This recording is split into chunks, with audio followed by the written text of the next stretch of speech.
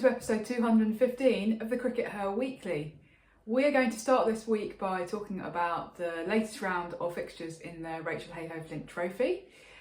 Just to bring you latest news from the table in the RHF Trophy. So South East Stars are now at the top, but they have the same number of points as the Southern Vipers, both on 18, but Stars have a slightly superior net run rate. Sunrisers, who were top, have been knocked into third place after they lost to the Stars yesterday. And down at the bottom still are the Blaze, but they didn't play yesterday. They've got a fixture coming up tomorrow, Monday, against the Thunder. So, Sid, there were a couple of close matches yesterday. The whole kind of round had a little bit of an aura of slightly more tight games. So Vipers did beat Western Storm in the end, but only by 4 runs. And we were commentating on the Diamonds v the Sparks, and the Diamonds ended up winning by 1 run. We'll come to that in a minute, because we still haven't quite recovered from the excitement of that. But good to have a game or a round where there's kind of close matches. Yeah, I think so, and I think that maybe I was wrong when I said at the beginning of the season that it looked like that. I mean, they're still top, Vipers and Stars, but I thought at the beginning of the season that Vipers and Stars would totally run away with it. But in fact, we're in a situation now where everybody has won at least one game, because the Blaze won during the week. Everyone has lost at least one game, because the Stars have now lost a game as well. So, maybe it is going to be that bit tighter. The game that we saw was really tight. Western Storm, have come back and, nearly got so close to beating the Vipers. And essentially, that all hung on a run out at the non-strikers end of Heather Knight. Now, when Raf told me that Heather Knight had been run out backing up at the non-strikers end, you know what I thought. I thought that she'd been man-cadded. But no, it was one of those ones where Freya Davies, in her follow-through, tried to grab the ball. It came off her finger and hit the stumps, and Knight was out. Knight was going great guns. They lost really narrowly. I think almost certainly Storm would have won that game if Knight hadn't been out in that unlucky fashion. Oh well, them's the breaks. Them's are the breaks. And yeah, the game that we watched went right down to the final ball. A 1-run victory. It's as close as it gets. And it's exciting cricket, and that's what you want from these games, really. I mean, the game that we watched wasn't particularly high class cricket. It had its moments. It had its moments, but we've definitely seen higher quality games. But in terms of excitement, that's what you want. And excitement's what's going to ultimately bring fans through the door, right, and get them excited. Yeah, definitely. I think one of the reasons why it was a more even round of fixtures was that our understanding is that almost all the England players were available yesterday. So we didn't see Amy Jones for the Sparks, and Lauren Bell not available for the Vipers, as we understand. But the Storm, obviously a much stronger team with Heather Knight in it. One of the reasons, I have to say, why Southern Vipers are such a good team. Are they, Raf? Are they such a good team? Well, the amount of trophies in their trophy cabinet would certainly suggest so. Vipers are the best team, not because they are the best when they're at full strength, as all the teams were yesterday, but because they're the best team when they're not at full strength. And that's the difference between Vipers and the rest. So of course, in a round where a lot of the England players are there, we are going to see closer matches, because the England players have been evenly distributed amongst the teams. Which is going to be another important point, obviously, for next year with the move to Tier 1 counties. We don't actually know how that process is going to work in terms of the allocation of England players. Yeah, that's an interesting one, actually. It needs to be even. Are the ECB going to allocate those England players? Well, we've already effectively seen a move this week, haven't we? That Heather Knight has become a director at Somerset. Yeah. Well, she's going to play at Somerset, right? She's not going to become a director at Somerset and then go and get told by England, oh, actually, you're going to play for Durham. Well, you'd assume so. I think Somerset have played a blinder there, because they've realised that the way to get Heather Knight to play for you is to offer you a position on your board. Those two things go hand in hand, in a similar way to the way that Hampshire have managed to, Southern Vipers, effectively Hampshire, have managed to nail down the loyalty of Charlotte Edwards. And get her to move from her kind of long-standing loyalty to Kent a few years ago by saying, come and be on our board at Hampshire. So that's how you do it. Other counties take note, because we do need more people who know what they're talking about and know about women's cricket on board. Put Bess Heath on the board at Durham. Darren, if you're listening, that you can have that one for free. Let's see, Sid. That's a bit random. Anyway, yeah, we had very exciting time commentating, especially that last over in the Diamonds v Sparks. It was a bit bonkers, wasn't it? Yeah, it was. Yeah, Bess Heath though. We did just mention Bess Heath, Raf. Talk to us about Bess Heath. Well, she kept wicket for the Diamonds yesterday for the first time in the Rachel Hayhoe Trophy, certainly this season, and I don't think she was keeping for them in 50 over cricket last season. No. And this is really interesting because I actually specifically asked Jon Lewis about this in the press conference that he gave after the announcement of the England squad on Friday. And I said, are you concerned? Because he came out and said, oh, Bess Heath is now officially Amy Jones's understudy. He's not said that before, so interesting. Yep. So I said, are you concerned, therefore, that she's not keeping for her region, given that she's the official reserve wicketkeeper for England? And he said, yes, I am concerned. I said, okay, well, have you spoken to Northern Diamonds? He said, well, Bess herself has gone to Danny Hazel this week and said, look, I'm going to be the official reserve wicketkeeper for England. Please, can I keep wicket for the Diamonds? And we didn't know whether Danny Hazel was going to pay attention to that, but she did. So Bess Heath did keep wicket for the Diamonds yesterday. And was it a flawless performance? It wasn't a flawless performance. I think there's not really any doubt that Lauren Winfield-Hill is a better wicketkeeper currently than Bess Heath, and actually there's probably quite some other wicketkeepers in regional cricket who also might lay claim to being an excellent challenger in terms of the best wicketkeeper in regional cricket. But this is a decision that Jon Lewis has made, partly because he thinks that Bess Heath is a very good batter and he wants to develop her. And so I think that what we're seeing here is this kind of battle of the will between what's best for England and what's best for regional cricket. Because so Diamonds really taking one for the team there. Yeah, what's best for the Diamonds is actually to have your best wicketkeeper keeping, and that's not what they had yesterday. They did manage to scrape the win, just about, so there'll be some relief there. But it's a very interesting dynamic that's playing out there, actually. Okay. Let's talk about the Jon Lewis press conference though, Sid, because we have had this England squad announced now. So we know who's going to be playing for England against Pakistan, and perhaps more importantly, who's not going to be, because the headline news is that Jon Lewis has dropped Sophia Dunkley. And that's a big call, because he has very much kept his faith with her as a player. What he actually said on Friday was, I'd like to see her back playing her best cricket. She's out of rhythm, so we're giving her space to get back to her best. Was she back to her best yesterday, Sid? Well, we didn't see that game. I mean, she's made some more runs yesterday, but on the other hand, she didn't make a really big score. And, I think she made 67 for the Stars. You need to actually be dominating, because there are lots of other people standing up. And if you're not dominating, then it's going to be hard to fight your way back into this England side. Yeah. So, Maya Boucher has overtaken kind of Sophia Dunkley. It really does feel like it's Maya that's kind of the one that stepped in there. Yeah. Tammy Beaumont, I suppose, could potentially have clawed that one back.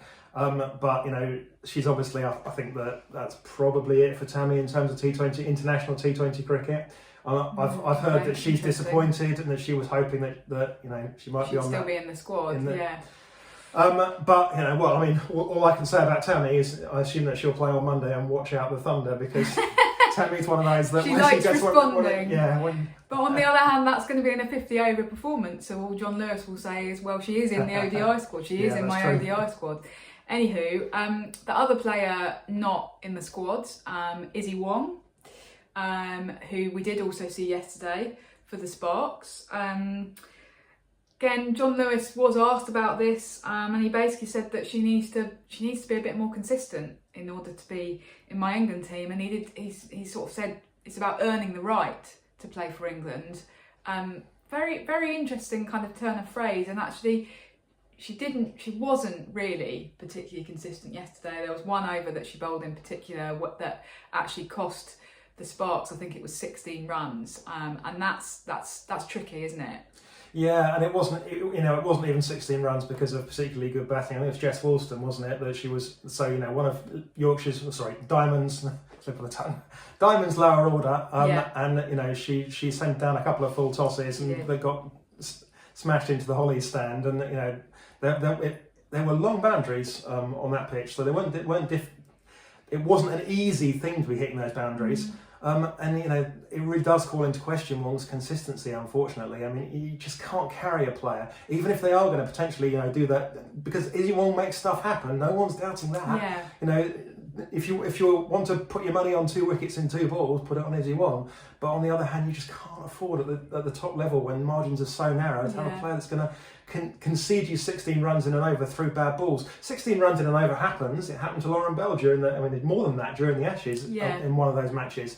But that was against Beth Mooney and Phoebe Litchfield, if I remember rightly, in absolute sparkling form. Nothing you can do about that. But if you're conceding 16 runs because you've sent down 2 terrible tosses, and was there a wide and a no ball or something in there as well? I think you might be thinking about one of Katie George's overs. It's just you can't carry that. Yeah, no. Agreed. The thing that worries me slightly is that actually Heather Knight last summer said that she felt that Izzy Wong had been, the problem was that Izzy Wong was getting all this contradictory advice from the domestic coaches versus the England coaches. Well, sending her back to regional cricket, she's going to continue to get those voices. So it seems like a slightly inconsistent message to send, because last summer the message was all, we want to keep her in the England bubble and nurture her and give her consistent messaging. And now the message has become, go back to regional cricket and get your messaging there. And I just, those two things don't stack up. Make it make sense, Sid. Make it make sense. Anyway, would AI have a role in this, Sid, to play? Because we did talk about AI last week, and you asked Jon Lewis about AI, didn't you? I did ask him in the press conference about the AI thing. I was kind of, I'm going to admit, I was expecting him to say that it's nonsense and that they hadn't really done any work with this company. The company were, they'd done a small amount of work with the company, but it wasn't a big deal. But actually, he really played it up, and he did. Loads of the big newspapers all went with it. But yeah, it's a great Telegraph ran it, the Independent ran it, the PA copy ran it. So. What he said was that we're using it. I'm using it quite a lot for sort of marginal selection cases, and he pointed up a case from the Ashes last summer where he said that the AI had told him. Had been that little voice in his head that had told him to make a particular selection. He obviously didn't say which one. I understand why he didn't say which one, because he doesn't want to know. He doesn't want us to know, their kind of deep, dark secrets. Yeah. But he said there was one key marginal selection decision that was made where the AI got it right, and he was really happy with it. He said he's been using it for a couple of years. He's used it with his stint in WPL, and that's how he kind of got into it. And he's a big advocate, obviously. Now, he did admit, one of the key caveats that I've been pointing out, that in some ways there isn't really enough data to do this. And I will continue to kind of make this case, that while in the men's game there is sufficient data on a large scale in order to kind of use tools like AI and big data to make fine calls, there's a lot less data in women's cricket, simply because the big data companies haven't been covering women's cricket for as long. They don't cover as many tournaments. There aren't as many T20 matches played globally. So all those things contribute to a lack of data, which means that is the AI really meaningful in terms of what it's doing? And other people have pointed out, people were quick to point out on social media, well, the AI made some big calls. Was the AI also making the selection calls in the Sri Lanka series where England lost? I mean, it might be convenient to blame the AI in that case. I'm very, very sceptical about this, because I simply don't see how you can AI some of the things that make us human and that contribute in cricket environments. You can't AI, for example, somebody like Danae van Niekerk, the way that she captains. How do you AI for that? Yeah, no, I mean, I suppose that you can at some level make stabs at that, definitely, but I mean, I think in some ways it's those marginal calls where the AI is more likely to get it wrong, actually, because the marginal calls are the ones where the AI is actually, if the AI is honest in its sense, it's going to go, well, I just don't know about those marginal calls. The AI, it's much easier for it to make the obvious calls. So anyway, it was interesting, and thanks to Jon Lewis for actually talking about this, because everyone's run with it, and it's a fascinating story, and I'm sure that there will be more coaches looking at that. I mean, you can bet that there'll be several coaches, as a result, just that press conference, several coaches will have turned around and gone, why aren't we using AI? Yeah. The final interesting thing to come out of that Jon Lewis press conference actually relates to something that we talked about briefly in last week's episode, which is the fact that according to the Future Tours programme, England are meant to be going to Ireland in September for 3 ODIs and 3 T20s. Now, thank you to those of you who subsequently pointed us in the direction of a Cricket Island press release which said these are the dates for the tour. They are in the first 3 weeks of September. And yeah, so they are in the schedule. And you asked Jon Lewis? I did. What did he say? Well, he'd already said, I'm concerned about the congested schedule, and he'd also said we're planning a pre-World Cup tour to Abu Dhabi to try to adjust to the conditions. So I said, okay, Jon, well, how are you planning to fit in 3 ODIs and 3 T20s in Ireland then? And he basically said, well, with difficulty. He said, we're going to have to really use the depth of our squad. And he points to the fact that they've currently got 21 contracted England players. So we did a little bit of maths. So we think they'll take 15 of them to Bangladesh. That leaves 6 contracted England players. Well, I don't know if you know this, Sid, but there's 11 people in a cricket team. So bare minimum, they're going to have to take an extra 6 who aren't currently England contracted players, right? So he essentially said, he said very, very clearly that no one that's going to Bangladesh he expects to go to Ireland. He did caveat it by going, look, if someone's like really down on game time and they're just coming back from injury, they might play in Ireland. But essentially he said, I don't expect any of the players going to Bangladesh to play in Ireland. I don't even know whether it will be logistically possible, to be honest. Yeah, so it means it's a really interesting scenario because I don't think this has happened in recent history where an international side has sent what's a total A team to one of these tours, and this is ICC Championship matches. They are important matches, and England are going to be sending a team that presumably is going to include several debutants. And it's really interesting to think about who they might be. Is Georgia Adams finally going to get her England cap? Is Eve Jones going to get her England cap? You know, who else could? Is Grace Scrivens going to make her England debut as captain? Who else? I mean, my guess would be that Tammy Beaumont will captain this side because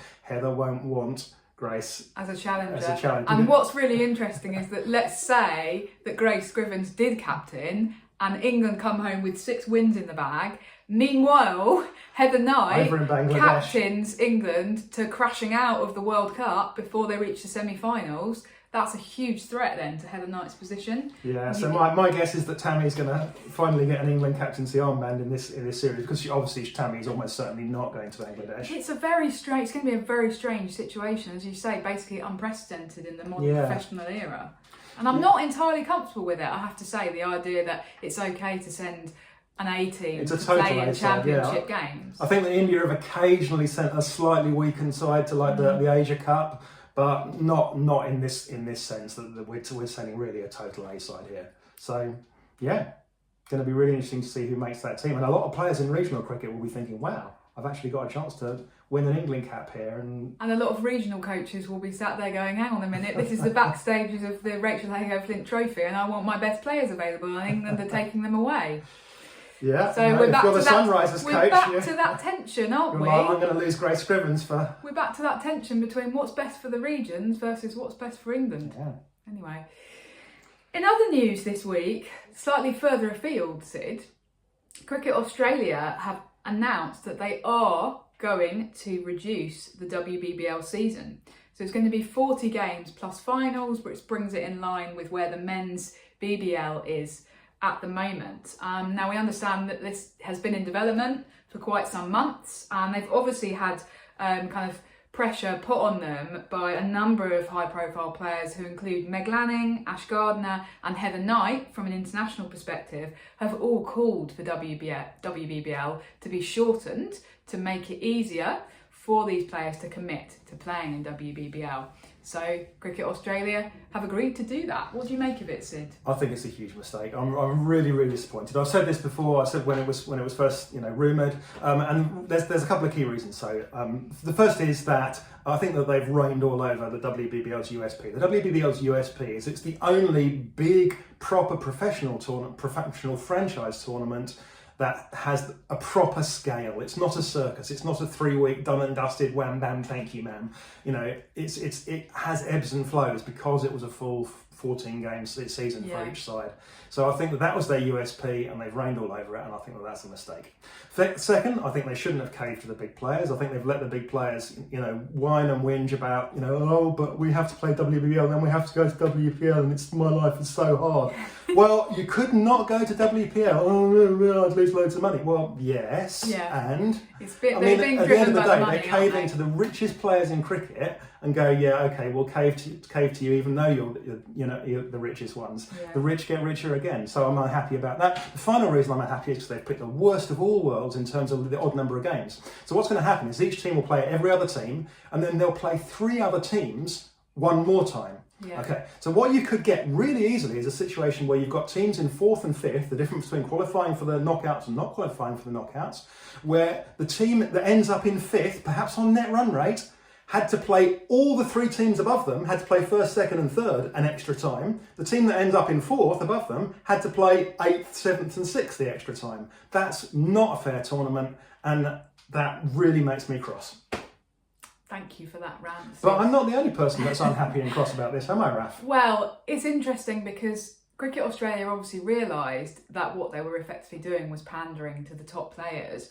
And so their kind of consolation prize for the domestic players is, well, we're going to introduce a new state-based T20 competition, or rather reintroduce, I should say, because they did have one of these. They did have a T20 or 20-over state competition up until the season before they launched WBBL. And why did they kick that state T20 competition into touch, Raf? Because they launched WBBL and they said this will accommodate all of the existing players who play in state T20 cricket, and what they're now effectively doing is saying, actually, no, it won't anymore. But there's a great scoop actually by Daniel Cherney this week, Australian journalist, who actually said that has revealed that New South Wales and Victoria are really unhappy about this. The reason being that they have 2 teams each in the WBBL. So if this new competition effectively just has 1 team for every state, then they're going to lose out, or their players are going to lose out, because you've got to fit the squads of two squads in WBBL into 1 squad of T20 players in the new state competition.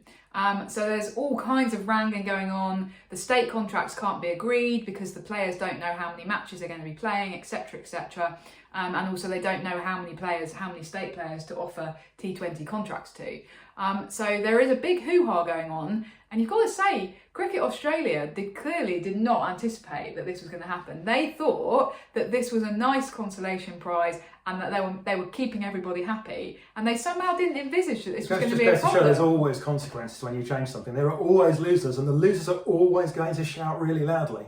And that's cricket boards seem to learn this lesson over and over, or not learn this lesson over and over again. Yeah, I mean, I think it's an interesting battle of wills between, as you say, the players who are most influential, so your Ash Gardners of this world, versus your players who are just playing state cricket, who in many ways, it's turning into a little bit of the haves and have-nots of women's cricket now. Now, what we had 5 or 10 years ago in women's cricket was everybody was a have-not, every single player, whether you were the captain of Australia or whether you played a couple of state games a year, right? We're now in a situation where you've got people who are earning seriously big bucks, and you've also got people massively at the other end of the spectrum. And we are in a situation where we're kind of going down the route that the men's game has gone down. As I say, haves versus have-nots, and Cricket Australia at the moment seems to be listening to the haves. What's going to happen to the have-nots? Don't know, Raf. Be interesting to see. Okay. Finally, just before we came on air, the fixtures have been announced for the World Cup in Bangladesh. Finally. Wow, at last. I know. It's a bit of a relief, isn't it? So I'm sure that you will have seen this by now, but the fixtures, or the tournament rather, is going to run from the 3rd to the 20th of October. The final in Dhaka on the 20th of October. It's going to be a 2-city competition with 2 groups playing in each city. Got to say, England have somehow played a blinder here, because Group A has got Australia, India, New Zealand, Pakistan, and the winner of the qualifying tournament, which almost certainly Sri Lanka. Yeah. Versus Group B, England's group. So England are going to be playing South Africa, West Indies, Bangladesh, who are the hosts, and then the runner-up in the qualifying tournament. Ireland or Scotland. Which will be Ireland or Scotland, and we're about to go and tune into that now. Very exciting. And gosh, Group A looks a million times stronger than Group B. So by virtue of some slightly odd quirk in the rankings, which has England ranked as number 2, despite recent losses. If England don't make the semi-final under those circumstances, then Jon Lewis should just consider not coming back. Jon Lewis should just resign. Yeah, so great news if you're an England supporter, I suppose. Anyway. Bit of a group of death in the other group though, if you're Yeah, a New Zealand absolutely. fan or a Sri Lanka fan. Yeah. Anyway, great that we finally have some dates in the calendar and now we can work out whether it's actually viable for us to go soon. So that's what we're going to go off and do, as well as watching Ireland v Scotland. We hope you have a happy Sunday or a happy whatever day you're watching this on. Thanks for tuning in. Bye for now. Bye for now.